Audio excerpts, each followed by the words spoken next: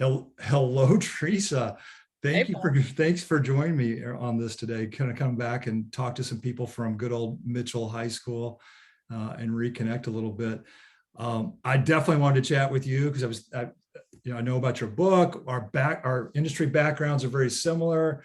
We do some real, we've got some crossed some roads together on that. So I definitely wanted to spend some time with you. And this is just for fun to talk to people from high school that we haven't seen forever. We were chatting before we started the recording here about how long has it been, and it's however many years, and how the last reunion and whenever all that stuff was. So anyway, here we are. Let's catch up. Having me on. Thank you very much for asking me, and it's fun to reconnect and hear your voice. Oh, this is gonna be fun. So tell me a little bit about what you're doing, where you at, what's going on, how'd you get there, all that good kind of stuff. So we've been in Fort Wayne, Indiana. It'll be 5 years next month. So time flies. We moved back to Indiana from Chicago. Let's see, where do we go? So I lived in Southern Indiana in Jasper after the military. And then when I got married to my husband, Todd, we moved to Columbus, Ohio, lived there almost 10 years.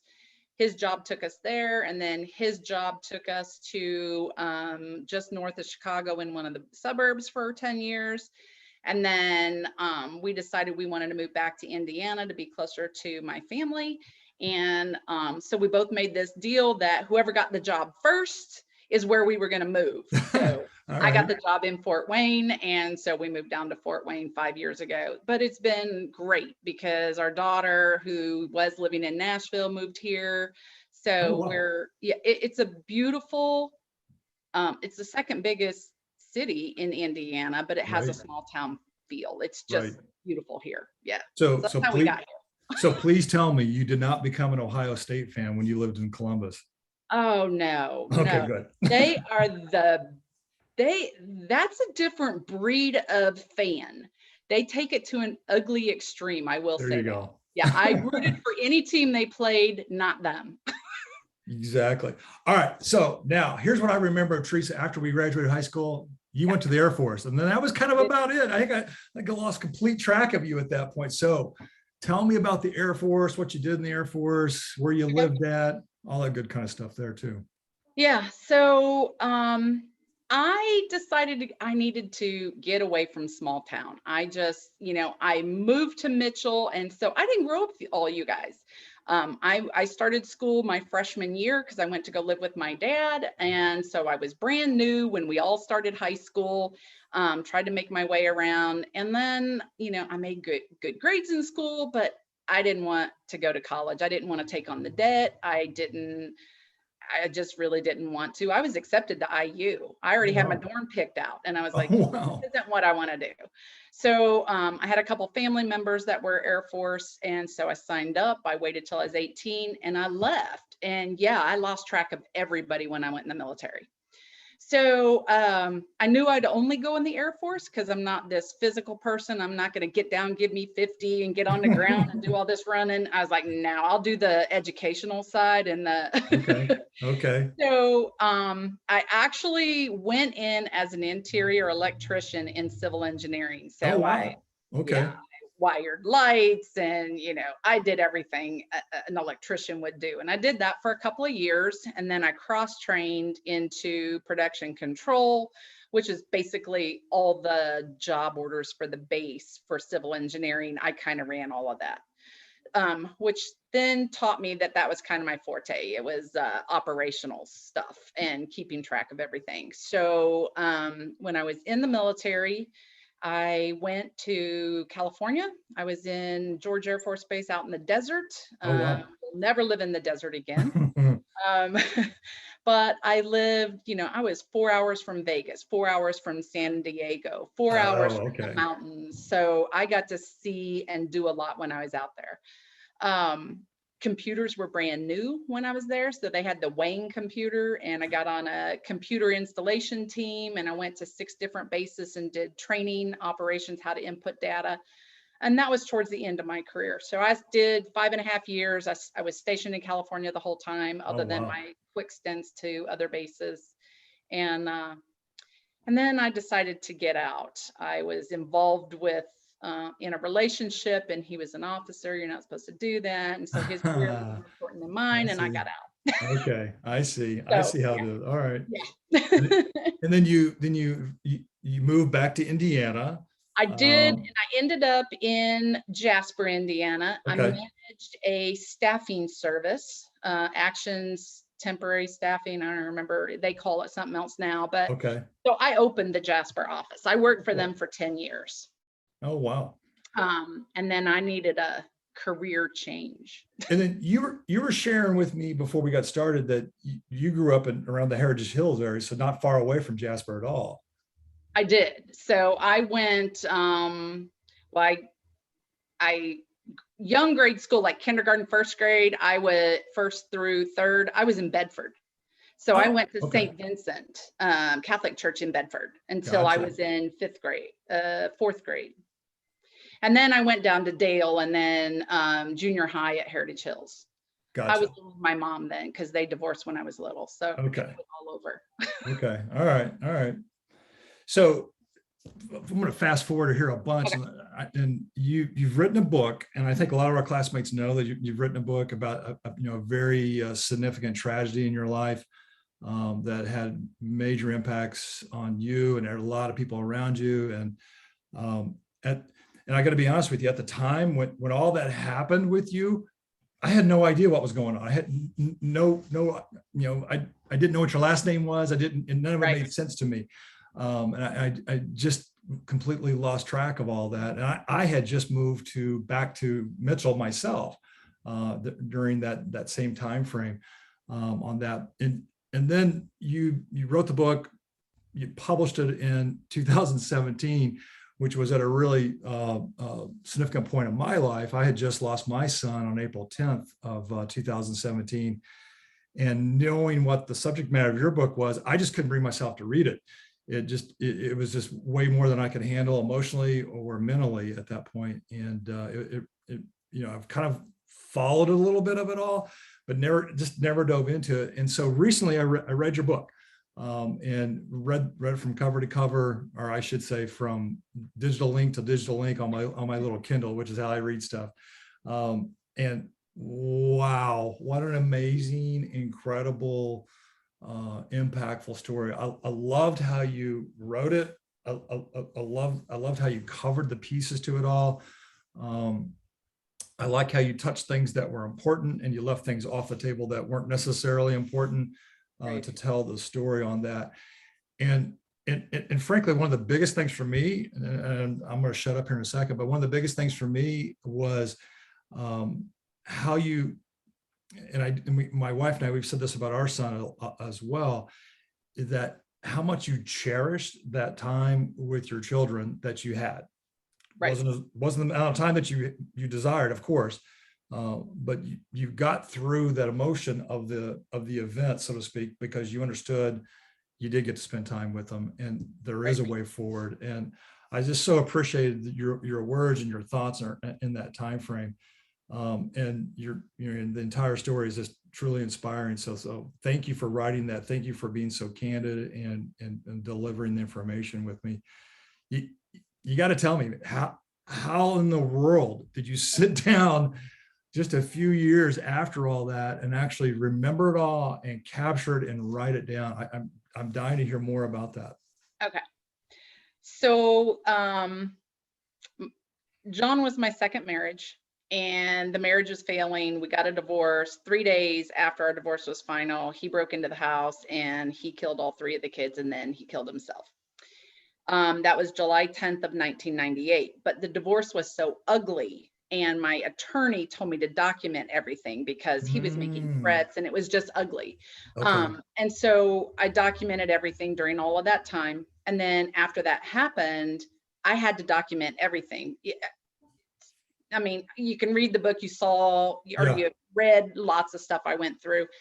So it was therapeutic to write it all down. So I wrote for a full year, every day, after the kids died. Every day I wrote down what I felt, what I had to deal with, Wow. what I had to close, what I had to, how to move forward. And so then the second year, I decided to write a book. So I took all of my journal notes and I wrote the book.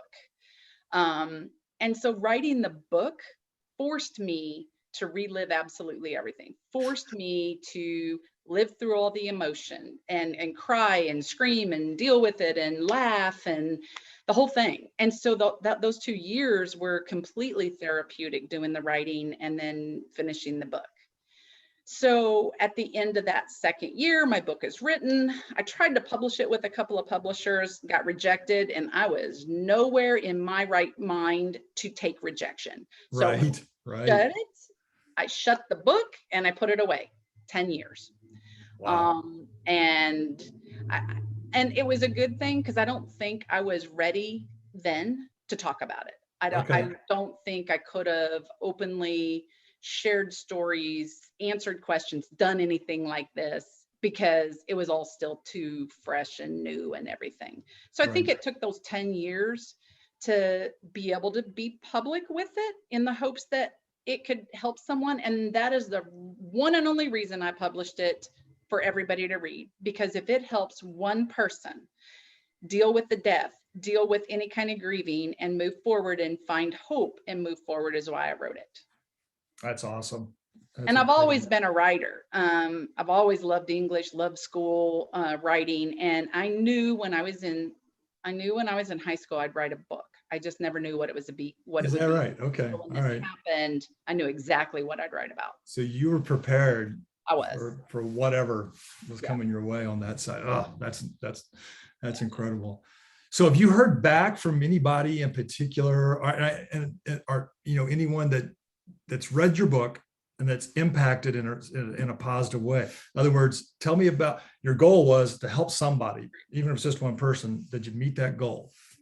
I did, 100-fold. Oh, So I have social media, not like I have right. Instagram and Facebook, and it's just Theresa James Author.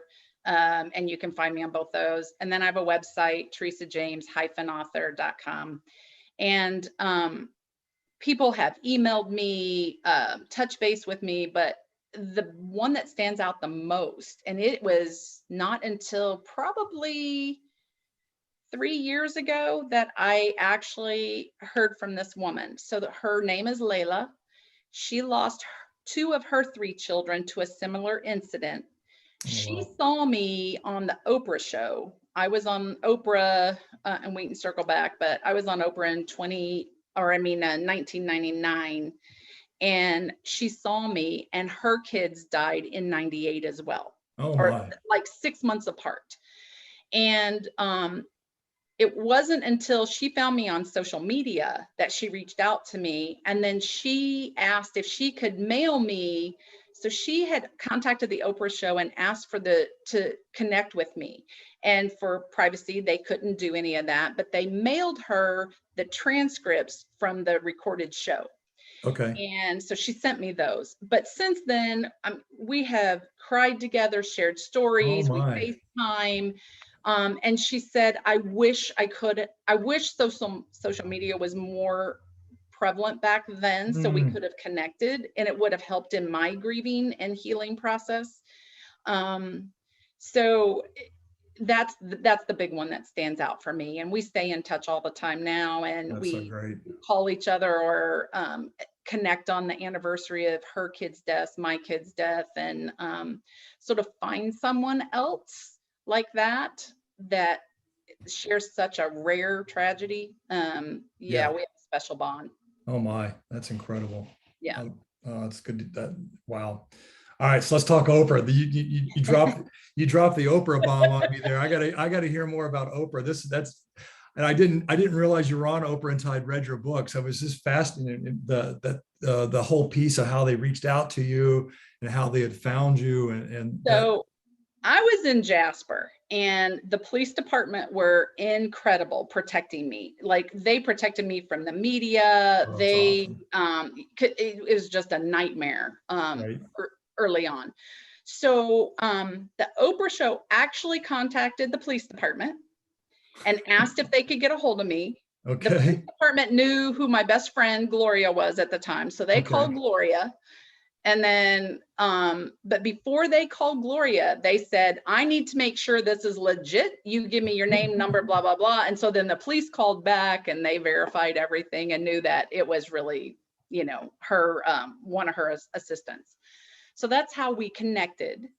And then she wanted me on the show because she was having an author named Gavin DeBecker on there, and he wrote Okay. a book called Protecting the Gift. And it was all about a mother's instinct on protecting children. And I said, well, I won't go be a guest if I don't even know what he's referencing about me. So he Right. referenced my story in his book, and I Right. didn't know anything about it. So I read his book. They sent it to me. I read it, and he was so off point. I was so not happy. I was off, and I said, no, I can't be on your show for that. But in addition to that book they sent me a book from Gary Zukav, and it was called Seat of the Soul. Okay. Gary is an incredible man. He and his partner, Linda, and so when I read that book, my husband and I, Todd, read it out loud to each other, and we would read a chapter or a portion, cool. and then we'd talk about it. Right. And that was healing for me. And I said, you Oh, get wow. Gary on your show, I will be your guest. And so that's how that happened. Oh, So wow. I got on the show, got a chance to meet Gary. I did a couple of things with him after the show on his website and his newsletters and stuff. Oprah's great. I mean, the whole company, Harpo Industries, was great. Sure. They, you know, I told them I wouldn't fly by myself. So they flew my husband and I out to Chicago, and yeah, they were very kind to me. Yeah. So all right. Quick sidebar. What's it like to be on television like that? I mean, take me through, just take me like, you know, I hear the green room and stuff like that. I was in a Take me green room. through, you walk in the studio, you're sitting in the back, you know, you're probably having a snack or something in the back, and then they bring you on, and walk me through all that. So I wasn't a guest that was on stage. So Oh, okay. there's two green rooms. There's the green room for the people who are well known, like Gary. Gary had his Gotcha. green room. And so then the other guests that they were going to talk Peasants. to. Yeah, so we're in the second green room. Gotcha. Gotcha. But when I was on, she focused on me. So way back then, she did a thing at the end of every show, and I don't remember what it was called, but she did a story on someone at the end of each show. Oh, I see. And I don't remember what it was called. So I was actually in the front row with some of the people that were. Oh, I see. Okay. I was already in the front row. All right. So towards the end of the show, and I think you can go on my socials, and I think I posted that video because somebody put it out on YouTube or something, and I think I posted it. So okay. All right. But yeah, so the really great thing is you get picked up at the airport with a limo, and they got the big sign, and they got your name, and you know, yeah. You want to hear a quick funny story? Yeah, of course. So after recording the show, we had to go catch a flight. And so the bar in the limo is fully stocked. So my husband and I had a couple of bourbons on the way to the airport. Airport's like an hour away. I had to go to the bathroom so bad. So I tell the limo driver, I was like, you got to stop somewhere. He's like, I can't just pull in anywhere. And I go, I won't make it to the airport. So we pull in to one of the big hotels. He pulls up to the front of the hotel. I jump he jumps out, opens the door, lets me out of the limo. I run in the hotel, go to the bathroom, jump back in. People are standing around, staring at the limo, staring at me. Nice. Funny story. Okay. Nice. I love it. I love it. All right. So were you on any other television shows, any other media? Tell me. I was. I think I know the answer to this, but I don't know enough to ask the question the right way. So tell me what else you've been on. I was on the Beyond show. So that was also back in the psychic show, right? Yeah. So he's a psychic medium. James is an incredible man. So they reached out to me. Okay. I don't even know how we connected, but their company or his assistant reached out to me, asked me to fly to LA or fly out to, I think it was in LA. Was this before or after the book was published? Oh, all before. This was Okay. in, All right. so I didn't publish till 2017. Okay. This was all back in, so the kids died in 98 and this was all in 99. Okay. All It right. was all right around there. All right. He wanted me to be a guest on his show. And I said, and I didn't know him much about him. He has a couple of books about grieving, which were incredible. He's got some really good stuff out there that I read. Anyway, I went out, and you don't tell him anything before you go. Oh, wow. And so he did a reading for me on stage, which was pretty powerful. And I know he connected with my kids as well as some other people, because there's no way he could have known what he told me. But I'm getting goosebumps hearing you say this stuff. Oh my gosh. it was what I needed to hear. I needed a connection since I lost a kid.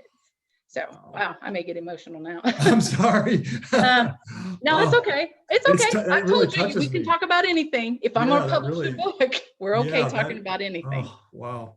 So, so yeah, it was good for me then to do that. So, and I've seen him since then. He actually was the inspiration for me to finally publish the book. Okay. So I was living up in Chicago in 2015-ish, 2016. He was up there and he was doing some seminars, and I signed up and went. And then I talked with him privately on a lunch hour, and he remembered me and remembered my story. And he looks at me and he goes, "Did you publish your book?" And I said, "No, I wrote it, but I haven't published it." And so he's like, "You need to publish it." And so we kind of had a conversation, and that jump started me to edit, and then I self-published my book. You wrote in your book about seeing John's face in the back of that truck afterwards, and that was just so spooky. And that's not really the right word. Just it was scary. Yeah, you had to be terrified, I would think. I mean, and then literally, I couldn't move.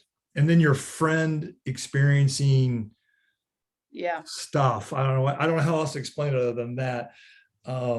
If you haven't read Theresa's book, read her book. It explains it way better than I'm stumbling over words to try and find here. But did going on that show kind of help you get through some of that stuff that was out there? I mean, I knew you'd commented about, what was it? Was it a counselor that kind of helped you get through that side of it all? But I mean, but also that connection back to your children through him, that had to be, man, those are just, I honestly believe God connected me all along the way with the right people to help in my healing. And I honestly know that, because after something like this, how do you move forward? I've had so many people tell me I would have shriveled up in a ball. I'd have never come out of my house. I would have, committed suicide. I've heard all of it. Right. I refuse to do any of that stuff, because if I did anything, I wanted to move forward in my life for my kids' sake. They weren't here. So, and if I would have gave in, John would have won, because that's why he did what he did. He did that to crush me, and he thought that would be the way he could do that. Right. Yeah. Right. Whew. All right, I'm gonna change gears. This is so heavy. I want to change gears. All right. Oh, thank you so much for sharing all that with me. I know I could probably talk for hours about this, but I kind of want to move to a different direction here. Okay. So what I know just from reading your Facebook stuff, you do these historical camping things that are that's so interesting. The way I was explaining to my wife is like they go camp pre-19 or 1840 kind of stuff and live as a pioneer, almost like going to Pioneer Village in Spring Mill. Exactly. And I'm assuming that's a little bit of what it's like. But tell me about these things, and how often do you do them? How'd you get introduced to them all? Okay. So when I went in the military, when I was growing up when I was living with my dad in high school, my dad belonged to a muzzle-loading shooting club and down in Burr Holler. And so we would go down there and shoot black powder guns all the time. Okay. Well, then he was introduced to pre-1840 historic living, where you dress in period clothes, you cook with period utensils, you live for a weekend or whatever time, you live like they would have back then. But we do rendezvous time periods. So rendezvous used to be where all the fur traders would come into a certain area right before winter, and they would trade goods and trade their pelts and trade their goods and do all that stuff. And, you know, back then it was only men for the most part, but, and so it was a party, it was a celebration, and it was, you know, all of that. And so we go to rendezvous. And so back when we started, rendezvous would be 1,000 people.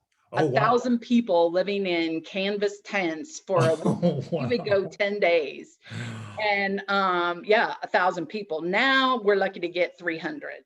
But there's no flush toilets or No. running water. So, okay. So you can have some conveniences. You just can't let them be seen at any time. Okay. All right. So they bring in they bring in the porta potties, you know, but then on the like they'll put them in a group, but then on the outside they put burlap. So you walk around Okay. a little All right. I maze, feel better. so you don't see it yet. So they bring in water that we can cook with and stuff. And they bring in lots of wood piles, but you got to split yourself. It's just in big chunks. Okay. And then we go every month. So we belong to a brotherhood. It's called the Tomahawk Brotherhood. And Okay. we're one of the groups that goes. That's where my dad started. My dad got my husband and I interested in doing it. And we've been doing it about 13 years now. So you Actually, go every month right now? well, my husband's the diehard. He'll go every month. Oh, I see. Okay. I'll go when I want to, which is Okay. at least 8 or 9 times a year, 8 or 9 Oh, months. wow. So you're Yeah, serious about that. You guys are both serious about this. This is We fun. are. And Okay. my All right. husband is actually the commander. So he's in charge of our group All right right. now. So they, they have a council and, all this stuff. But yeah, so we throw tomahawk and knives. We start fire with flint and steel. We shoot black powder guns. We Oh, have cool. competitions. And Yeah, you it's a were lot of just fun. at one, right? Over Easter weekend. We were, yeah. I was down Wow. there for 4 days, and our daughter went with us for the 4 days, and Got it.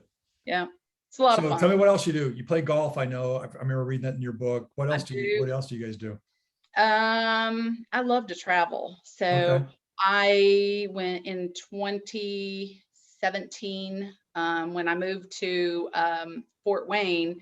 I got hired with the understanding that I was going to go on a 2-week trip because I'd already paid for it. And so I went to Germany and then Norway for 10 days.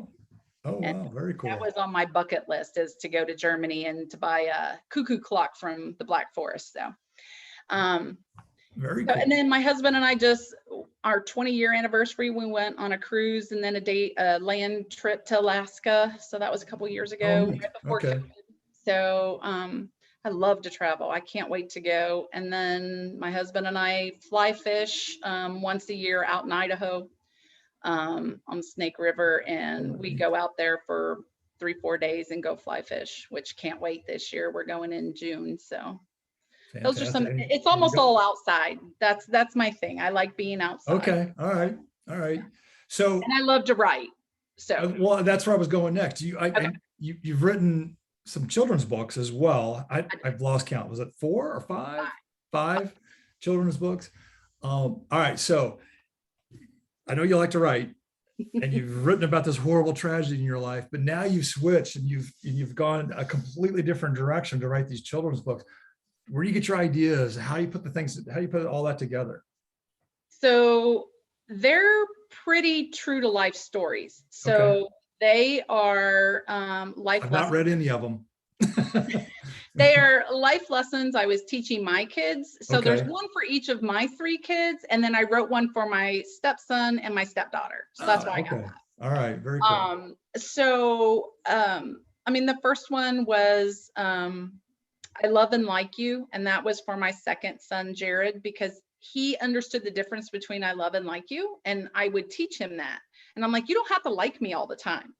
but you have to love me all the time. And that's what we Right. were teaching, you know. And so he would get in trouble and he was like, I don't like you right now, Mom. And I said, that's okay, Jared, because right now I don't like you either. You need to go to your room. But every night it was important for him to say, I love and like you, Mom.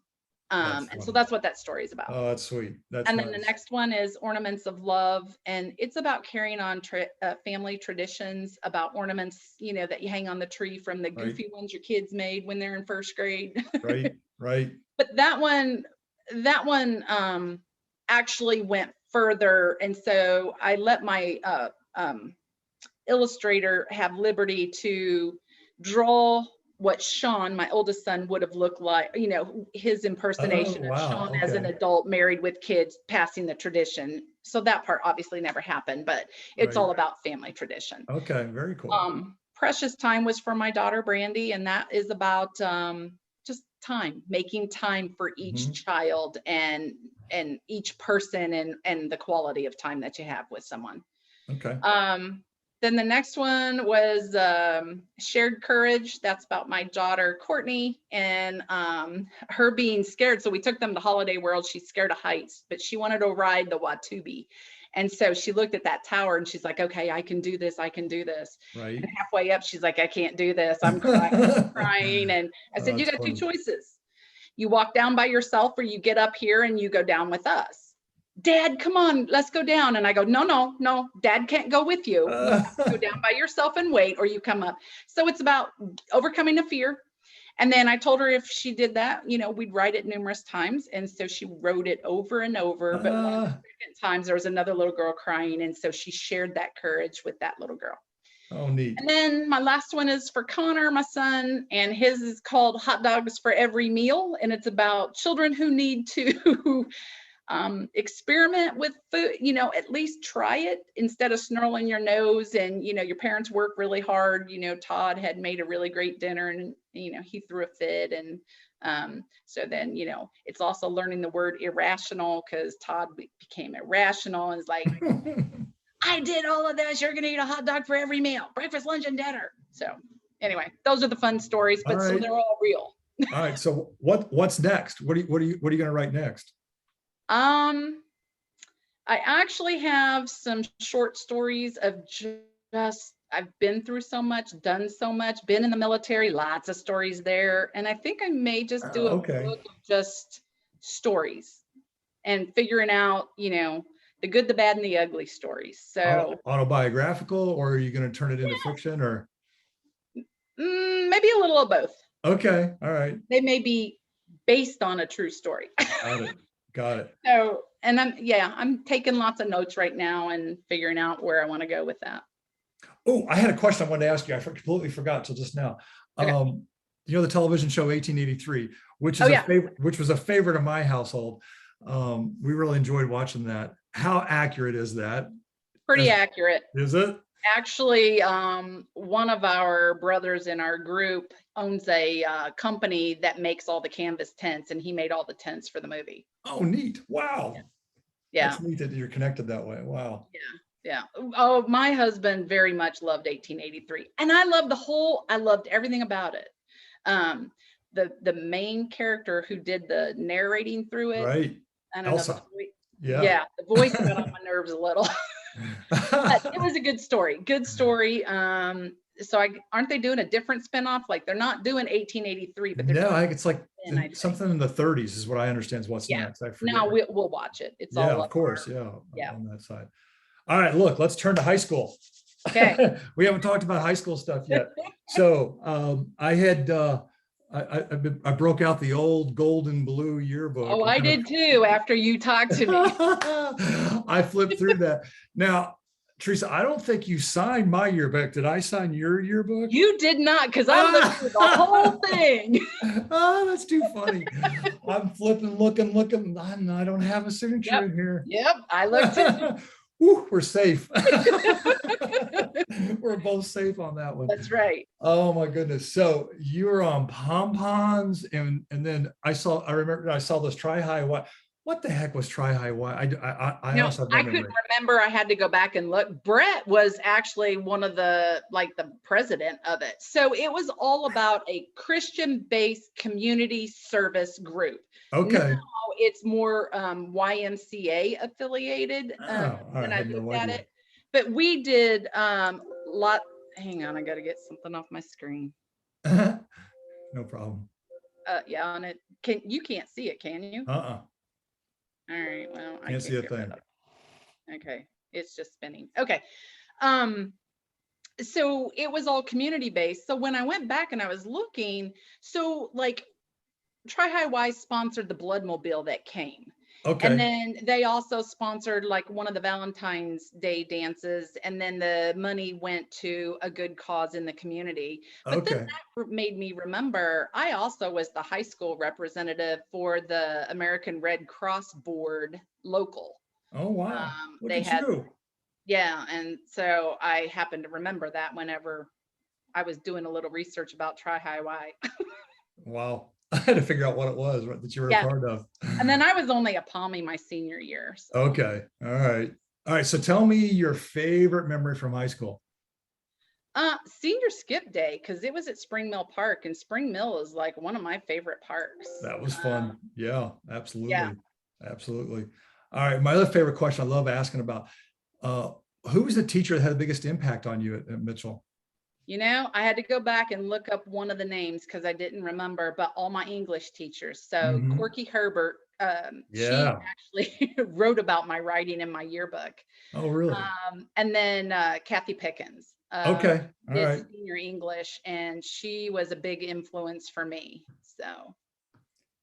All right. So I asked Darren Cummings about the old who painted the water tower, and he implicated me and Brian Grow on this thing.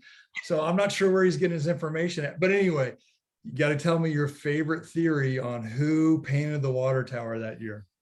You know, I really don't know, because I was thinking back to all the Reign of Terror stuff, and I had some old pictures of us hanging the cloth signs out on the chain link Oh, fence and stuff. yeah. This winter I'd started a project of taking old photographs and scanning so they'd all be digital, and I ran Mhm. across some of those. But I don't know. Something in my head is clicking about Brian Grow. So So you're going to implicate Brian Grow too. So yeah, and I listened to Darren's thing and I was like, you know, him and Kevin Tanksley. Yeah, maybe. Grow and Tanksley. So if you know, when you're done with this little series, are you gonna confess and we're gonna all know then? And maybe you post it Oh, I don't know if privately I, on I don't the know. page? I don't know if I know or not. Maybe you'll interview somebody who'll actually fess up. Yeah, there we go. We got to figure that. I want to get someone to point the finger, because I remember at the time it was like there was a few people that were claiming credit for it, and nobody really Lots of knew who it people want to was. claim credit, whether they did it or not, until somebody gets in Exactly. trouble and then they're like, I didn't do it. Yeah, exactly. Exactly. All right, Theresa, thank you so much. This has been awesome. We've been going at this for almost an hour now, so Oh, time flies when we're it having does. fun here. I'm gonna make sure I invite you to St. Jude's, the marathon weekend. You don't have to run. I promise you don't have to No, run. this It's girl a doesn't lot of run fun to anymore. come down and hang out with a lot of people that we went to high school with. So I'd like to. put that on your schedule, and I'll bug you more about that later. But seriously, thank you so much for doing this. Thank you for Thank you. pulling some time out. And I Thanks for will. doing this. This is Oh, just incredible for everybody to just kind of catch up on what everybody's been doing since it school. was just an idea that I had in passing. It's like, it'd be kind of fun to do Yeah. a Joe Rogan style interview and Yeah. just sit and chat with people that I've known forever and reconnect. So that's all that I want to do with all this, and just want to share, where everybody's at and what's going on. And because we've got some incredible people in our class, and there's people who have done some amazing things, and you were at the top of my list of people that have done some amazing things. So I really appreciate you, and thank you for the time today. Thank you. All right.